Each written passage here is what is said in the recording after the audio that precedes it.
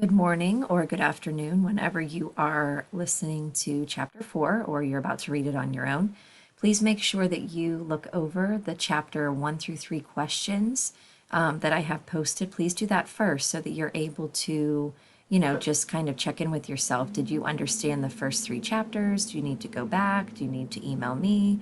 So just to kind of check in with yourself with the information so far, okay? All right, so here we go. Chapter 4, American Laugh-Nosed Beat, Sunday, January 6th, 1935. The next morning when I get up, I'm happy to find my father at the table reading the paper. I can feel how pleased he is to see me. This isn't something you can fake. Hey, he says. My mother is checking my sister's suitcase. I can't believe she's going today. I thought it was a week away, at least.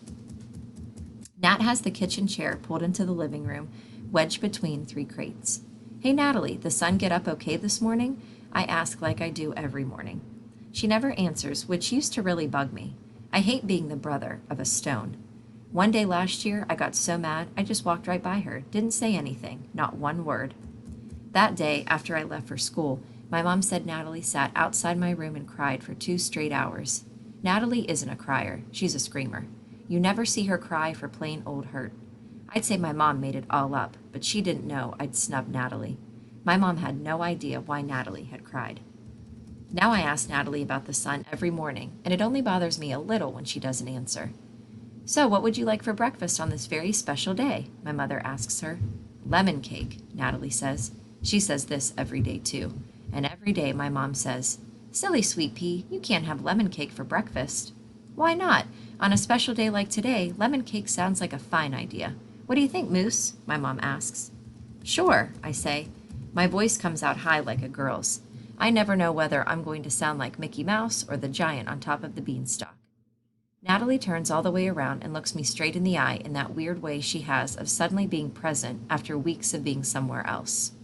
So again, the author is giving us more evidence about Natalie, just about how unique she is.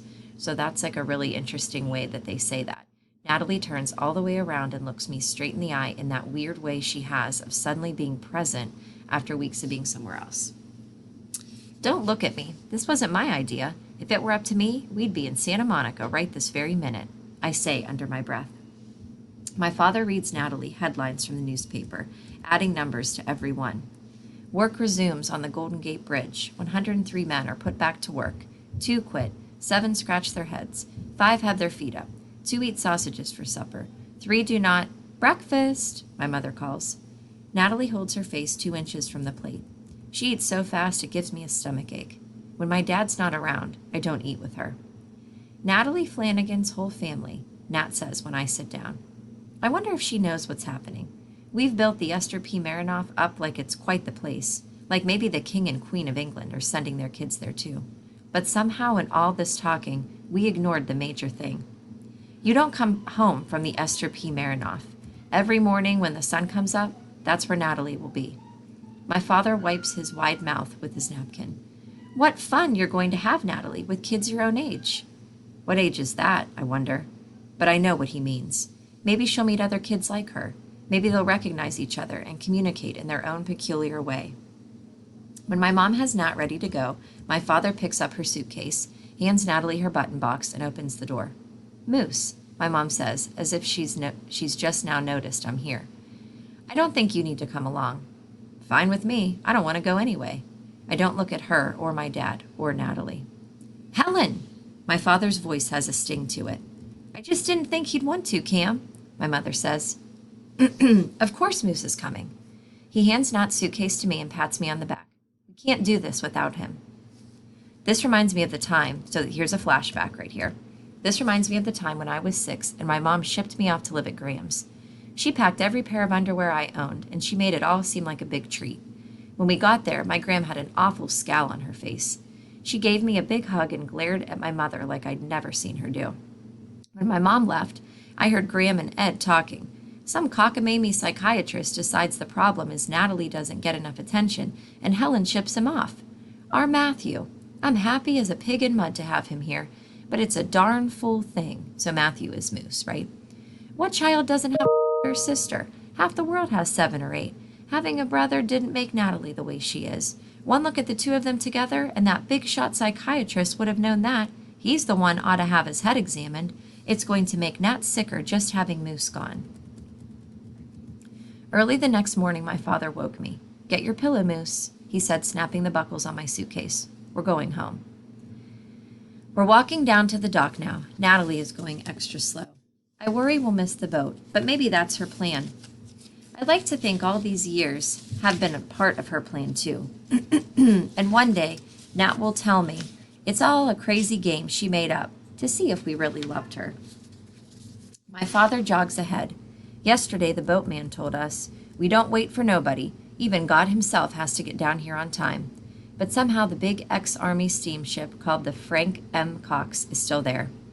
My mother walks through the snitch box, a metal detector designed to make sure no one is bringing guns on the island. "This new school is a good opportunity for you, Natalie," my mother tells her as I watch the boat guy unwind a rope as thick as my arm from the cleat. "You are such a lucky girl to have this chance." Natalie says nothing.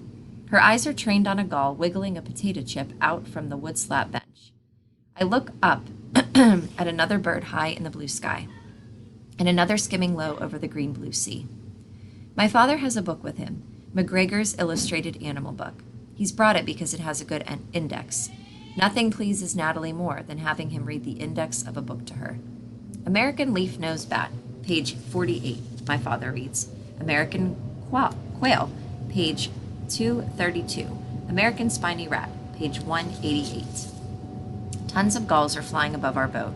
We watch them, Natalie and I. Natalie is rocking more than usual, but it doesn't look out of place here. The boat rocks anyway.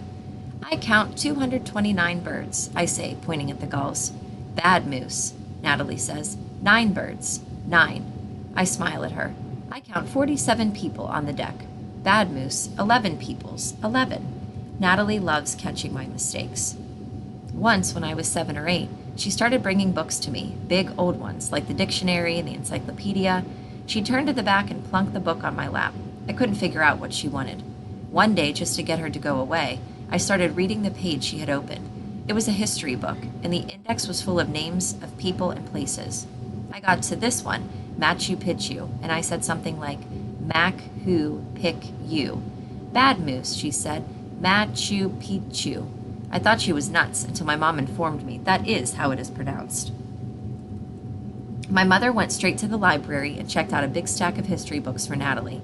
But it didn't take long to realize it wasn't history Natalie was interested in. It's indexes she loves. Any subject will do. We still don't have any idea how she learned the correct pronunciation of Machu Picchu, though. We're coming into the dock in San Francisco now. 12 minutes to get to Alcatraz, 20 years to get back, my dad says, the cons say. We sit a minute watching a church-going family walk down the gangplank. The toddler goes backward, hanging on the handrail and cautiously moving his squat legs down plank by plank. Everyone smiles at how careful he is. Going to be an insurance man when he grows up. His dad winks at my mom. "All right, troops, move him out," my father says, but my mom seems stuck in her seat. She's staring at the toddler who is walking across the dock, holding tight to his mom's hand. My mom blows her nose with her handkerchief. She's blinking fast, trying to keep back her tears. So this is like an emotional time for the family because they are sending Natalie to this school. So that's probably why the mom is upset here. When Natalie sees this, she curls up in a tight little ball on the wood slat seat and will not move. My mother pulls herself together and tries to sound cheerful again. "Natalie, honey, I have a little cold, that's all, sweet pea. Now, come on, sweetheart, this is a wonderful day." Her voice sounds fake and Natalie knows it. She pulls her knees tighter into herself. My father whispers that he hopes he won't have to carry her. He squats down on one knee and talks to Nat for a long time. The boatman nods to my mother and taps his wrist to signal time to get off. My mother fusses with her gloves, pulls her hat brim low, and walks across the deck to talk to him. I shift my weight from one leg to the other and back. Finally, my father's head pops up. He looks at me. Excuse me. "Moose, can you get her up?" he asks. Everyone who is getting off needs to get off. The boatman booms as people begin boarding for the trip back to Alcatraz. I look around searching for an idea. I grab the book and flip to the back, and this is the name of the chapter. "American Laugh-Nosed Beat, page 3000, I say. Natalie is still curled up tight, but her head cocks a fraction of an inch. "Australian Quill, page 200, I say. Now she makes a noise deep in her throat, and bolts up. No, Moose. American leaf-nosed bat, page 48. American quail, page 232, she says. I take a step toward the gangplank. American spiny rot, page 18, I say. Bad, Moose, bad, bad, bad. American spiny rat, page 188. She shakes her head, but she is standing now, following me. Step by step, page by page, I get her off the boat. Now my dad has the brown suitcase. My mom is smiling, and Natalie is next to me. She finds my hand. She grips my fingers together so hard it hurts. Natalie has held my hand maybe once before in my whole life. Why does she pick now for this? This is the right thing to do, I tell myself, but I don't believe it. This is another one of my mother's crazy ideas. I feel sick to my stomach. I want to pull my hand away, but I don't. I keep walking. Moose. Obedient Moose. I always do what I'm supposed to do. Okay, so now you can continue reading chapters 5 and 6 for today. Thank you.